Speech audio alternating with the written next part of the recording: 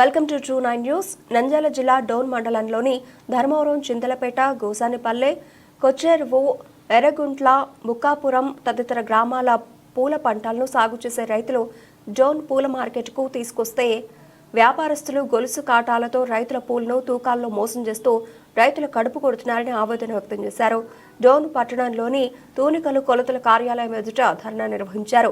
20 కిలోల పూలను 10 కిలోలు మాత్రమే చూపిస్తూ వ్యాపారస్తులు రైతులను మోసం చేస్తున్నారని రైతులు ఆవేదన వ్యక్తం చేశారు. ఇప్పటికైనా సంబంధిత అధికారులు స్పందించి రైతులకు న్యాయం చేయాలని రైతులు కోరుతున్నారు.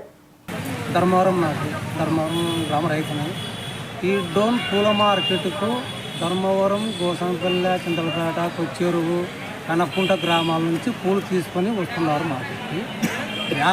పూల మార్కెట్లో వ్యాపారస్తులు డిజిటల్ కాట వేయకుండా మామూలుగా పాత కాటాలు, చేతి కాటాలు వేస్తూ మాకు కేజీకి కేజీ తూకం వేసుకొని మాకు మోసం చేస్తున్నారు.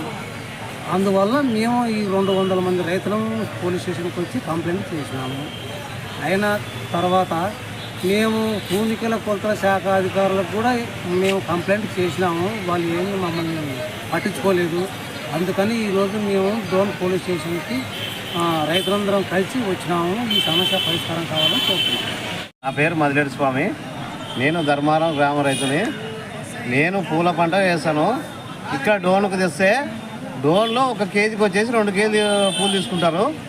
అది గొలుసు కాట తీసుకొని ఇట్లా చేత వేస్తే ఇట్లా మా కాలు కానిచ్చి 2 కేజీలు పూలు తీసుకుంటారు. మనం ఇక్కడ వచ్చేసి మనం ఏమి అన్యాయం అంటే నువ్వు ఇష్టమైతే ఏయ్, ఇష్టం లేకపోతే వెళ్ళిపో అని చెప్తున్నారు. వేరే అంగడికి పోదామంటే కానీ పోనీకి అవకాశం లేదు. ఈడ ఎంతో మోసం ఉంది, ఆడ అంతే మోసం ఉంది.